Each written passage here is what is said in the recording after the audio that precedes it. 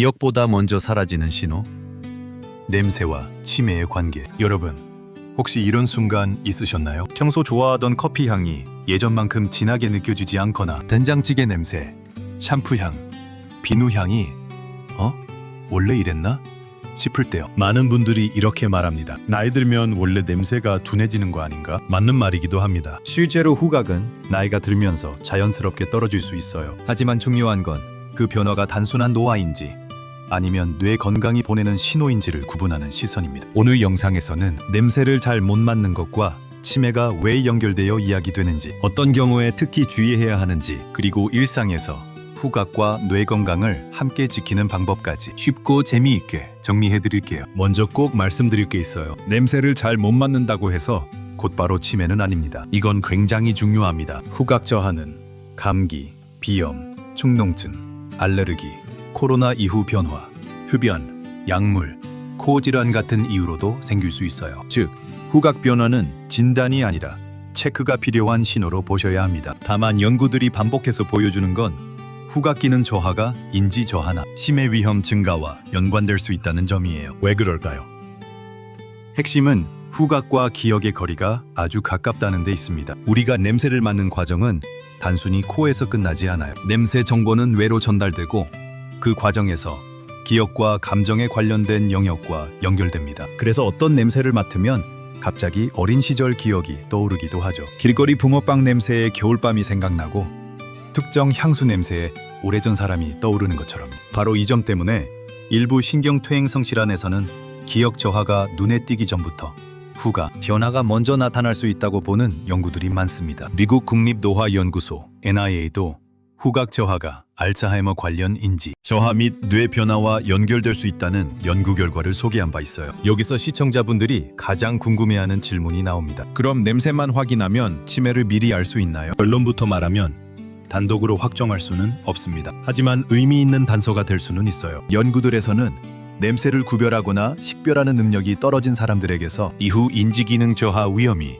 더 높게 나타난 경우가 보고됐습니다. 어떤 메타 분석에서는 후각 저하가 있는 고령층에서 인지 저하 치매 위험이 더 높게 관찰되었다고 정리하기도 했어요. 즉, 후각은 정답지가 아니라 조기 경보 등에 가깝습니다. 여기서 정말 중요한 포인트 하나. 많은 분들이 후각 저하를 너무 가볍게 넘깁니다. 그냥 피곤해서 그렇겠지. 나이 먹어서 그렇지 뭐. 물론 그럴 수 있어요. 그런데 이런 변화가 몇 주, 몇 달 이상 지속되거나 점점 심해지거나 거기에 기억력 문제까지 함께 보인다면 이야기가 달라집니다. 예를 들면 이런 경우예요.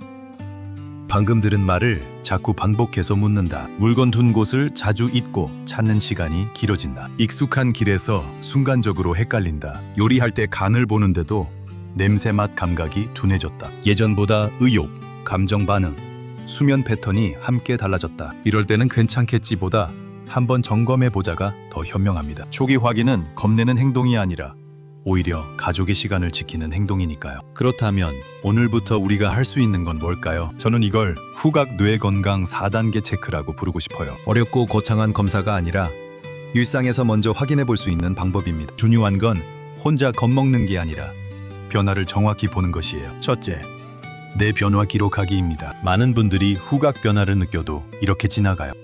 요즘 냄새가 좀 약한가? 그리고 며칠 지나면 잊어버립니다. 그런데 기억은 생각보다 부정확해요. 나중에 병원에 가서도 언제부터 그랬는지가 잘 기억나지 않을 수 있어요. 그래서 기록이 중요합니다. 예를 들어 이렇게 적어보세요. 언제부터 냄새가 둔해졌는지, 갑자기 서서히, 어떤 냄새가 특히 안 느껴지는지, 커피, 마늘, 김치찌개, 향수, 샴푸 등 양쪽 코가 다 그런지, 한쪽 코만 유독 막히는 느낌이 있는지, 코막힘, 콧물, 재채기가 같이 있는지, 감기나 코로나를 앓은 뒤인지, 수면 부족, 피로, 스트레스가 심했던 시기인지. 예를 들어 2주 전부터 커피 향이 약하게 느껴짐, 코막힘은 아침에 심함, 재채기 있음. 이렇게만 적어도 굉장히 큰 도움이 돼요. 또 다른 예로는 3개월 전부터 서서히 음식 냄새가 약해짐, 코막힘 없음. 대신 최근 물건 찾는 일이 잦아짐. 이런 기록은 단순한 불안을 넘어서 의미 있는 단서가 됩니다. 핵심은 막연한 걱정, 구체적인 정보로 바꾸는 거예요. 이렇게 하면 불안이 줄고 병원 상담에서도 훨씬 정확한 이야기를 할 수 있습니다. 둘째, 코 문제와 생활 요인 먼저 점검하기입니다. 후각이 떨어졌다고 해서 바로 뇌 문제다라고 생각하면 너무 불안해질 수 있어요. 실제로는 코 상태나 생활 습관 때문에 후각이 둔해지는 경우도 정말 많습니다. 대표적으로 이런 경우들이 있어요. 비염 때문에 코 안이 붓고 막혀서 냄새가 잘 안 들어오는 경우, 축농증 부비동염 때문에 냄새가 탁하게 느껴지거나 거의 안 느껴지는 경우, 알러지기가 심한 계절에만 후각이 떨어지는 경우, 흡연으로 후각이 둔해진 경우, 수면 부족, 과로로 감각이 전반적으로 무뎌지는 경우, 실내가 너무 건조해서 코 점막 상태가 나빠진 경우, 복용 중인 약물 영향으로 냄새나 맛 감각이 변하는 경우. 예를 들어 이런 분이 있어요. 요즘 음식 맛이 없고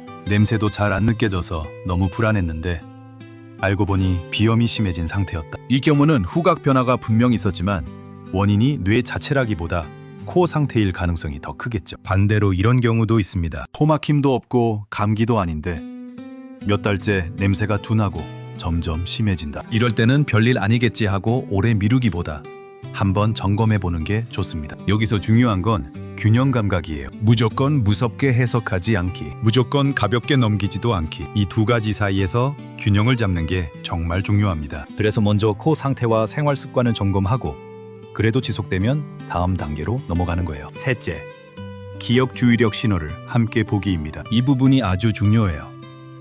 후각 변화만 단독으로 보는 것보다 일상 기능 변화가 함께 있는지를 보는 게 훨씬 더 도움이 됩니다. 왜냐하면 사람은 누구나 깜빡할 수 있기 때문이에요. 문제는 깜빡함 자체보다 일상생활에 영향을 줄 정도인지입니다. 예를 들어 이런 건 비교적 흔한 깜빡함일 수 있어요. 아, 안경 어디 뒀지? 하고 잠깐 찾는다. 이름이 순간 생각 안 났다가 나중에 떠오른다. 가끔 약속 시간을 착각한다. 그런데 이런 패턴이 반복되면 조금 더 주의해서 볼 필요가 있어요. 같은 질문을 짧은 시간 안에 반복해서 묻는다. 오늘 병원 몇 시야를 10분 간격으로 여러 번 묻기. 물건을 이상한 곳에 두고 기억을 못한다. 이 리모컨이 냉장고에 들어가 있거나 지갑을 세탁기 위에 두고 찾지 못함. 자주 가던 길에서 순간적으로 방향 감각이 흐려진다. 약 복용을 깜빡하는 횟수가 늘고 복용 여부를 헷갈린다. 요리할 때 순서를 놓쳐서 넣어야 할 재료를 반복해서 넣거나 불 켜둔 걸 잊는다. 계산이나 송금, 잔돈 확인 같은 일에서 예전보다 실수가 잦아진다. 대화 중 단어가 잘 안 떠올라서 말이 자주 끊기고 그 빈도가 늘어난다. 예를 들어 가족이 이렇게 느낄 수 있어요. 예전에도 깜빡할 때는 있었는데 요즘은 같은 말을 반복해서 하고 약속도 자주 헷갈려.